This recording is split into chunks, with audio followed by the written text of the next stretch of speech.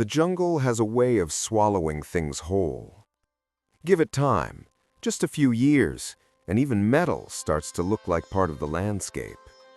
But in this case, the jungle kept a secret far longer than that. For nearly 80 years, a plain hid beneath its canopy, wrapped in vines, mud, and silence. Ever wondered where you really come from? Not the stories, but the science. On this channel, we decode real DNA, uncover lost ancestries, and bring ancient genomes to life through cinematic storytelling. If that excites you, subscribe for weekly insights. Like the video to support science-based history, and drop a comment. Your questions help guide what we explore next. And it wasn't until a group of scientists ventured deep into one of the most remote stretches of rainforest that the secret finally surfaced. The team had been sent out to study biodiversity patterns in a forgotten corner of South America. This wasn't a place tourists visit. It wasn't even a place locals wandered into, unless they absolutely had to. The air hung thick, heavy with humidity, and the buzzing of insects never stopped. Every branch seemed to move, and the ground felt alive. For the scientists, this region was a goldmine of undocumented species, but getting through it required nerves of steel.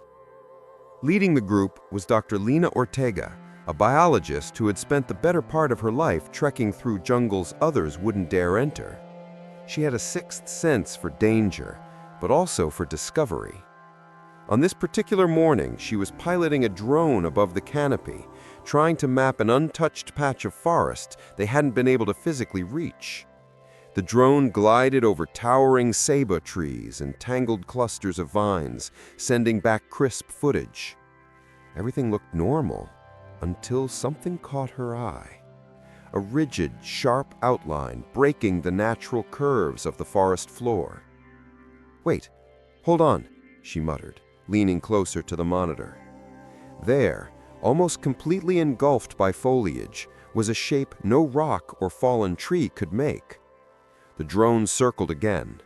The view sharpened. A metallic sheen flashed beneath layers of moss and rotting leaves. "Guys, I think that's a plane." At first, the team assumed it was some small civilian aircraft that crashed in the last few decades. Maybe a smuggler's plane, maybe an accident nobody ever reported. But the more Lina studied the footage, the more she sensed this was far older than anything modern. The wings were broad, thicker than modern designs. The tail structure looked outdated, and the body, long, hulking, almost too large for the narrow clearing, suggested a military build. They pushed through foliage for hours, hacking their way toward the drone coordinates. The ground turned soft beneath their boots. Mosquitoes swarmed them with relentless aggression. At one point, a massive snake slid across the path, sending half the team scrambling back. By the time they reached the site, they were exhausted, but the moment they saw the plane with their own eyes, the fatigue melted into stunned silence. The machine lay tilted slightly on its side, its fuselage half covered in vines and mud. Moss grew over the wings like a blanket. A tree had sprouted right through a section of the tail, splitting the metal but stabilizing the craft, like nature had decided to brace it. The plane wasn't just old, it was ancient. Dr. Ortega brushed her fingers along the weathered metal. This might be from the 40s, maybe even World War II. The group exchanged looks. A World War II plane, hidden deep in an Amazonian jungle, made no sense. This region wasn't anywhere near known flight paths or wartime missions. Something was off. Very off. The next discovery ramped up the mystery even more. Dr. Ortega crouched near one of the wings, noticing something scratched into the metal. Letters mostly covered by grime. She wiped the moss away carefully. Beneath it, carved with deliberate pressure, were clearly legible words. "We weren't supposed to find this." Her breath hitched. What does that even mean? one of the assistants asked. Nobody answered. They just stared. Planes crash, yes. They disappear, yes. But crews don't usually carve ominous warnings into the fuselage. And then someone called out from the cockpit, "There's something inside!" The team crowded around as one of the scientists shined a flashlight through the cracked glass. Dust and plant matter covered everything, but the interior looked unusually intact for its age. The controls were still in place. The seats had deteriorated but were still recognizable. But it wasn't the plane's condition that shocked them. It was the silhouette slumped over the pilot's seat, still wearing a flight jacket, still strapped in place, preserved by the jungle's eerie natural conditions. A skeleton. But not just one. When they finally pried open the hatch, they found 3 more bodies inside. None of them looked like they died in a crash. No shattered bones, no trauma, no struggle signs. They were just sitting there, as if they had simply gone to sleep. Dr. Ortega stepped back, heart pounding. This isn't a regular aviation incident," she said quietly. "Something happened here, something deliberate." The excitement of discovery was fading fast, replaced by a sense of dread. The forest around them suddenly felt heavier. The old plane wasn't abandoned, it was hiding something, and the message scratched into its side suggested the crew knew they were hiding it for a reason. What reason? That answer was waiting deeper inside the wreckage, locked away for decades. The team worked slowly, almost reverently, as they cleared vines and debris from the aircraft. The jungle had claimed it, yes, but it hadn't destroyed it. The plane's long metal belly was still intact, though rust had eaten into the edges. Its wings, though cracked, had held up better than anyone could have imagined. Dr. Ortega took careful photos, brushing aside layers of moss as she tried to locate any surviving markings. Planes from the 1940s almost always had identification codes stamped or painted somewhere along the fuselage. After nearly an hour of work, she found something. Faded, stenciled letters, barely visible. PX-17A. The numbers didn't ring any bells for the rest of the group, but Lena froze. She recognized the prefix from an old archival report she had studied years ago during her graduate research. "No way," she murmured. "What, you know this plane?" one of the researchers asked. Lena hesitated. She hadn't thought about PX-17A in years. It was one of those stories most historians dismissed, part rumor, part military folklore, part conspiracy theory. According to scattered reports, PX-17A had vanished during a classified intelligence mission in 1945. Every record connected to its mission had conveniently vanished too, scrubbed clean. The U.S. military had never acknowledged what the plane was carrying or why it disappeared. PX-17A was reported missing during the last months of World War II, but nobody ever found wreckage, no bodies, nothing, she finally said. "So why here? Why this deep in the rainforest?" someone asked. "That's what doesn't make sense," Lena replied. "This plane was never supposed to fly anywhere near South America." If PX-17A had gone off course, it would have been thousands of miles from its intended route. And that wasn't even the strangest part. Searching the cockpit more carefully, the group found something that sent a chill through all of them, despite the blazing jungle heat. Wedged under the co-pilot's seat was a small metal lockbox, rusted shut but still intact. One of the assistants used a multi-tool to pry it open, while Lena steadied it. Inside was a tightly rolled stack of documents, sealed in wax paper that had somehow survived the humidity. Along with it was an object wrapped in fabric. The moment Lena unwrapped it, everyone took a step back. It was a small black cylinder, no bigger than a flashlight. But the casing wasn't like anything modern, or anything from the 1940s either. It felt too advanced for the era, too smooth, too polished, almost out of time. "What is that?" someone whispered. Dr. Ortega didn't answer. She couldn't. She had no idea. But the top of the device had a series of symbols etched into it. Symbols none of them recognized. Geometric, almost mathematical, arranged in repeating patterns that made no sense at all. As they studied the markings, the assistant holding the cylinder accidentally pressed a recessed button on the side. A faint hum vibrated through the metal.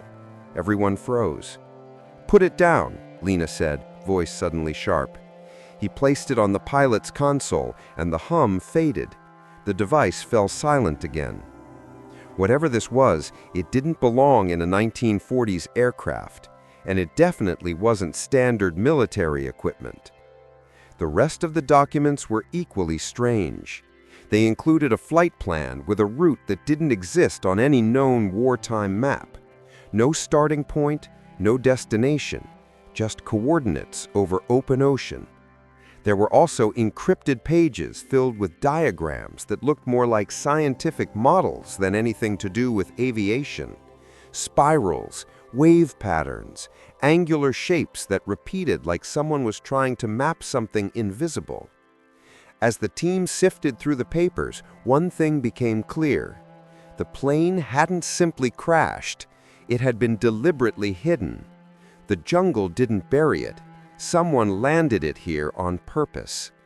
Still, that didn't explain the biggest question of all: the crew. 4 bodies, each still strapped into their seats, preserved almost unnaturally. How do 4 trained servicemen sit quietly in their seats and just die? Lena stepped outside the plane for air, but what she found next made everything even stranger. A trail of footprints, human ones, preserved in hardened mud just beyond the wing. Old, faint, barely visible. She crouched and examined them carefully. The edges were worn and moss had grown into them, but they were unmistakable. Someone walked away from the plane. Someone who didn't match the number of bodies inside. "Dies," she called softly. "We've got another problem." The team gathered around her, eyes widening. "Is that—" "Yeah," she said. "There was a 5th person on this plane." "And they survived?" someone asked. "Maybe not for long," another whispered. The prints stopped abruptly near a tree, as if whoever made them had stood there for a long time. And carved into the trunk, deep and jagged, were more words. "Don't open the cargo." That changed everything, because up until that moment, nobody had even checked the cargo hold.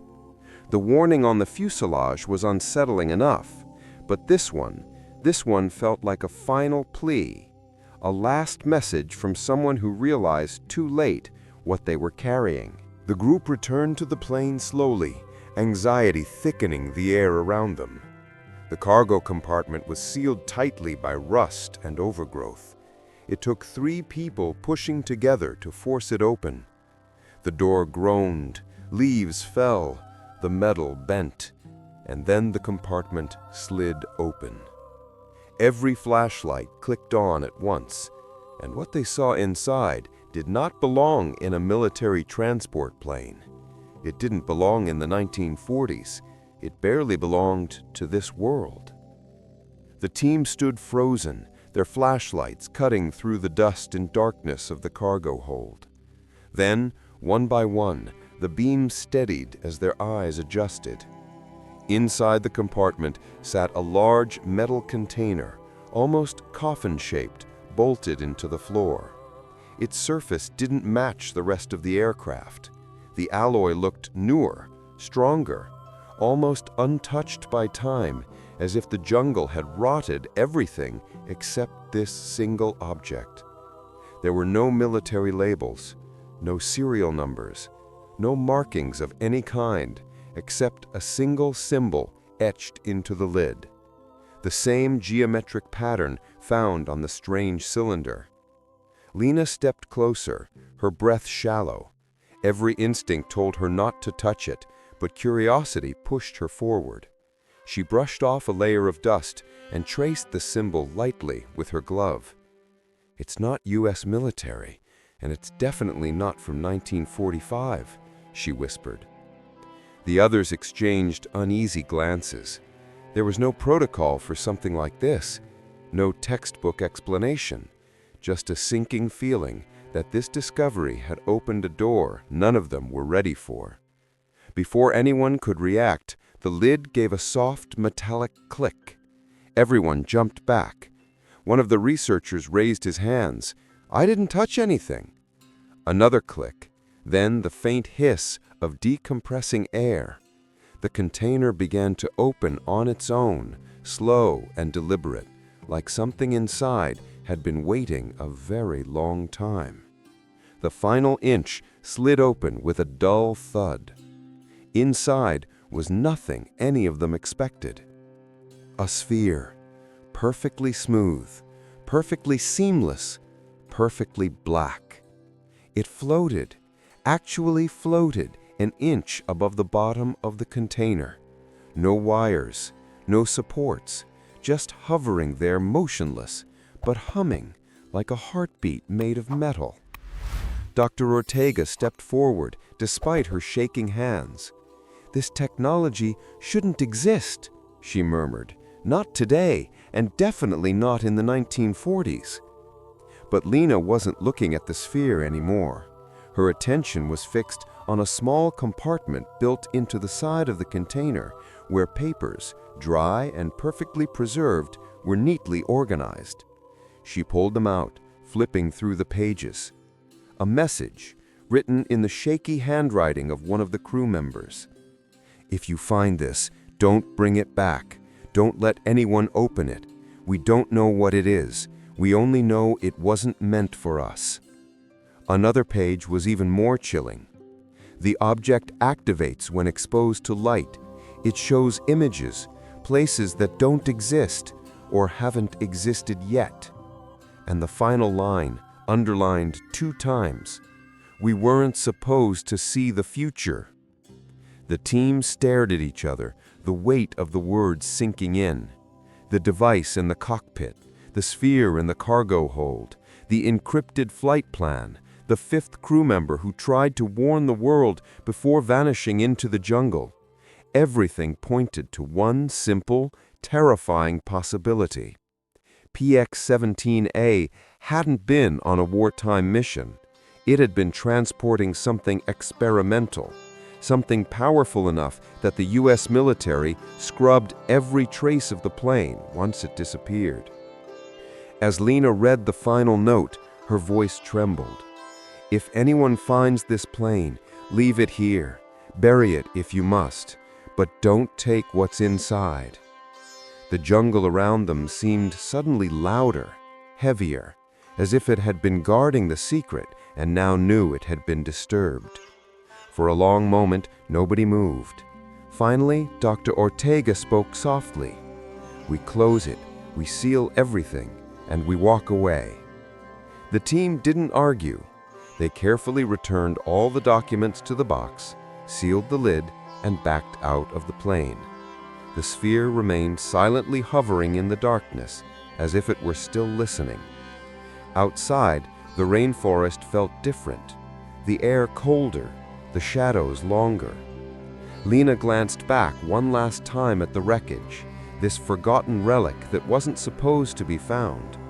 She thought of the crew, the 5th survivor, the warning carved in the tree, and the sphere waiting patiently in the cargo hold. Some discoveries change history. Others are better left untouched. As they hiked back toward camp, the jungle swallowed the plane once more.